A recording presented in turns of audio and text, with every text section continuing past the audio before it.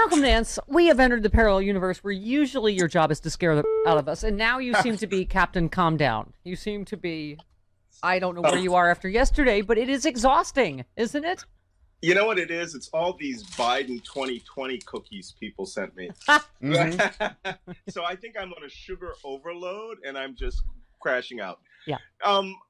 No, what I'm saying now is that this is really interesting. Because of the recount and the fact that it took 4 or 5 days to get to the point where they could at least call the election, it diffused a lot of the crazies. Right. And another component of that is Trump didn't actually come out and say anything. He was tweeting, but most people out in right-wing crazy world aren't on Twitter. Right. Yeah. And so that also created a lot of confusion, particularly in QAnon land.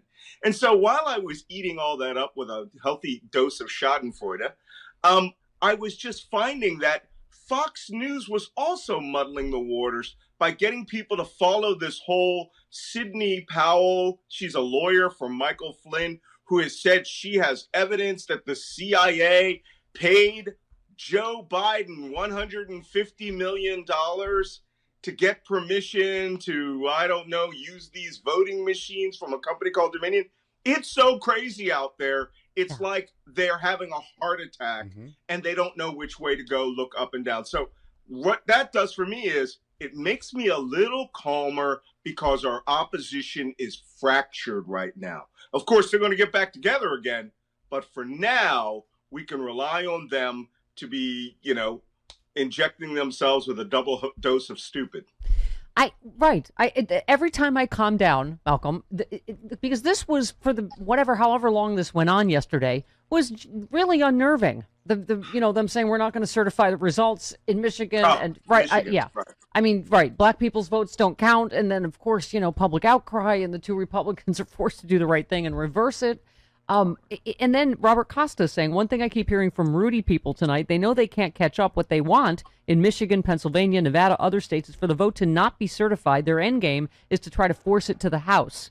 Giuliani is talking about this privately. I mean, they're all Hail Marys, try to get it to the Supreme Court, get it to the House where they, this obviously, I think, faithless electors plot has failed. But I mean, it literally is like we have to keep having this election every day, right?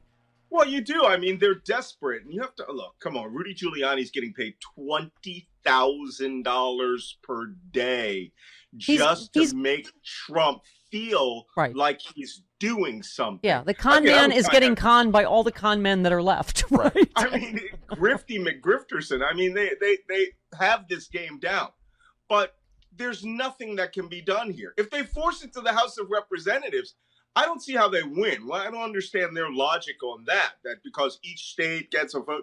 Look, you overturn the will of 140 million people who voted one way or the other. Yeah. What you do is you're essentially saying out loud, we're going to steal the election.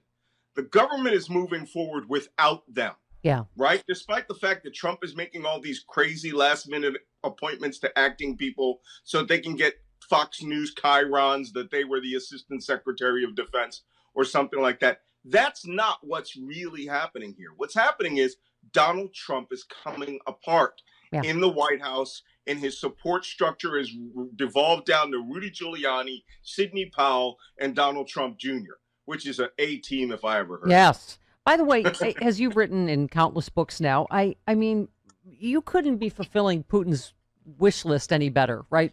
Undermine faith in our elections, in our democracy, destabilize America on the world stage, right, in terms of NATO, in terms of, I mean, you name it. Hosts and commentators on the Kremlin-backed media are watching with fascination as Trump tries to overturn the results of the 2020 election, applauding the American president for creating chaos in his own country. Russian media paying up the fighting over the U.S. election, with one commentator calling the proceeding in the U.S. hilarious. That's nice. We've fallen to the Russia is openly laughing at us segment of the a particularly aggressive pro-Kremlin propagandist opened the program by smirking and saying, while the counting of votes in the U.S. is not yet over, it's already hilarious. Absolutely nobody in the U.S. trusts the electoral system. I feel like it is time. This is, if we were in the old show Kung Fu, this is where Trump has learned to grab the grasshopper or whatever from the stone. the pebble from. Yeah. He is grasshopper who has grabbed the pebble from his head. He doesn't even need Russia anymore, right? No. I mean, yes. No, the Kremlin amplifies his talking points now. They don't even have to make up anything anymore. But you know what? I hope Moscow enjoys this. Yeah. I hope they're having a grand old time. Yeah, laugh it up. Because in 60 some odd days, all right, the Biden administration plan is to redouble all allied efforts around the world to send out envoys saying the United States is back. And one of their first items will be to punish Russia for not just the mayhem that they cause, but for, backing the wrong horse by trying to create chaos in the United States. No one will have forgotten the 2016 thing. All of those people that Donald Trump, what was his name, Bill Barr, actually tried to get Russian intelligence officers off by pulling their indictments. Oh, they're all getting indicted. Yeah. You just have faith. We have won this system. We have now control of 2 out of 3 branches of government, or 1.5 out of 3 branches of government. But we have our opportunity here now in Georgia, which is the absolute most critical stakes in this whole election now. Yeah. If we can take control of the Senate, all of your dream list will come true. All of the Bernie bros who thought they would never vote for Joe Biden, here's your chance to get whatever it is that you want passed. Yeah. Right? Malcolm, and here's I was just going to say, Chris Krebs, as a national security expert, I got to get your take on. So he did his job. He secured our election from Russia, among other bad actors, right? Makes a statement. This was the freest, fairest election we've ever had. It was completely secure. Cited 59 other scientists, election officials, whatever. And so, of course, Trump fires him yesterday. Sure. Which he knew he was. That's amazing that he's like, oh, I expect to be fired. Yeah. Right. Yeah. It's amazing he lasted as long as he did. Yeah. I criticized Donald Trump, who was out there saying that the entire election is corrupt, and I tell the truth, and I'm going to get fired. Again, this is a last desperate act for Trump. For everybody who's saying, okay, Trump is going to damage U.S. national security. He is critically destroying our infrastructure. No, he's not. He's not. Chris Krebs may be gone and might be back in that job on January 22nd. Yeah. Right? I would. I hope a lot of people are restored. Colonel Vindman, yes. All the Vindmans, right? Both Vindmans, go back to work.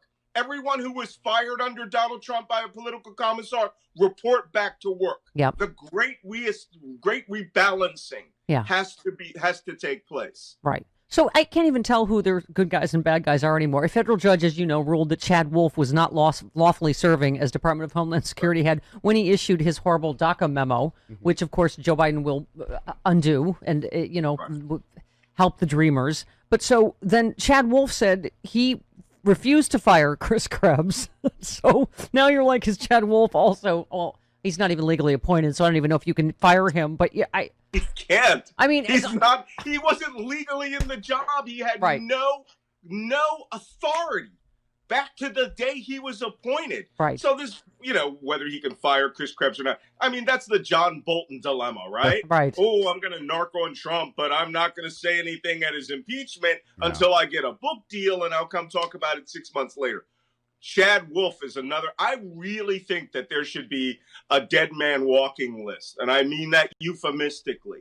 And that people who have done horrible things in this administration, who all think they're going to be Fox News analysts, who may likely be in prison in the next few years for the crimes that the White House doesn't have to do anything. Yeah. Any attorney general coming in is going to go through and reestablish all those IGs, and they're going to start cleaning their agencies, and they're going to go, these people were a criminal enterprise operating as a government. Thank you. As our friend Sarah Kendzior has always said, a transnational crime syndicate, masquerading as a government. So Pentagon officials are reportedly willing to meet with members of Biden's transition team informally If the standoff with the White House continues into December, January is too late, said one official. It isn't clear how many officials would be involved in that effort or the extent to which the mutiny against Trump extends to the department's leadership. This is so absurd what we're going through. You're a national security and terrorism expert, an analyst for network television. It just, I don't know what you make of all his moves, the Iraq and Afghanistan and Iran, but what is he doing? Here's how that works. They're all going to go to 17th and K Street. There's a Pan Quotidienne cafe there. And the Trump team are going to sit at that big long table that has the salt. And then the Biden team's going to sit at the small side tables, 6 feet apart. And they're going to talk out loud about various subjects. And they won't look at each other. And what kills me is, how can it possibly hurt you if you get fired?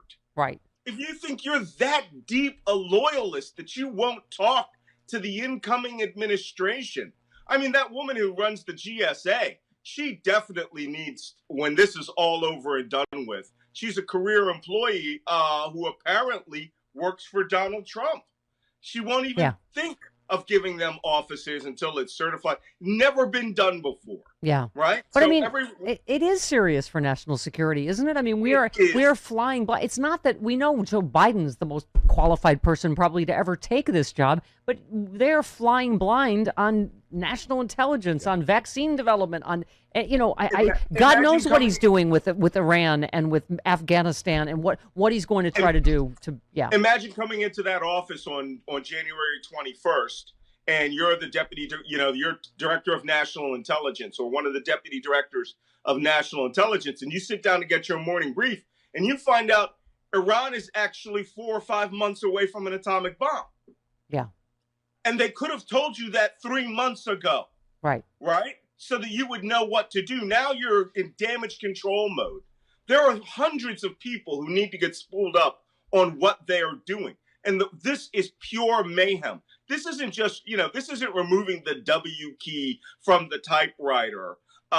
This is literally sabotage of a new administration. The day they take charge, the entire Republican Party is going to come down on them every minute of every day, calling the Biden administration incompetent, doesn't know what they're doing, put Americans at risk.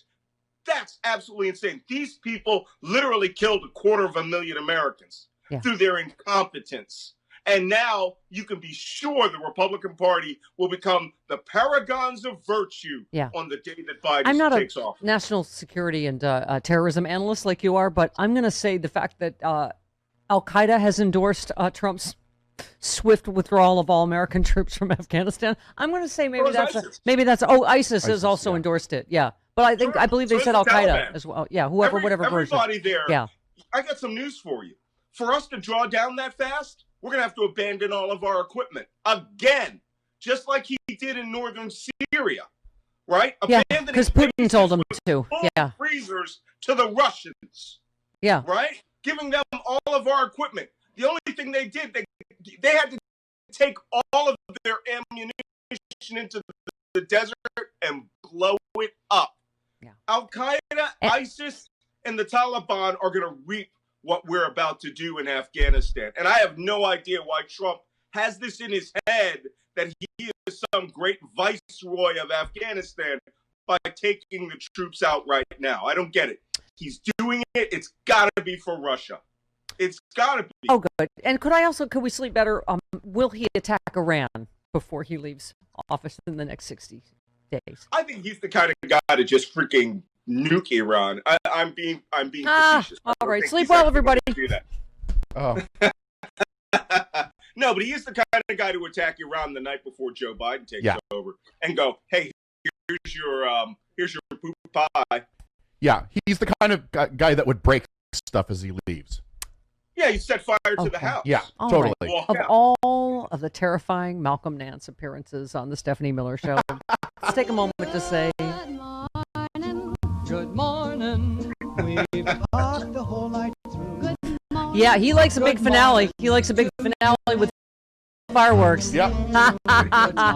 Oh, gosh. Good morning. Thanks, Malcolm.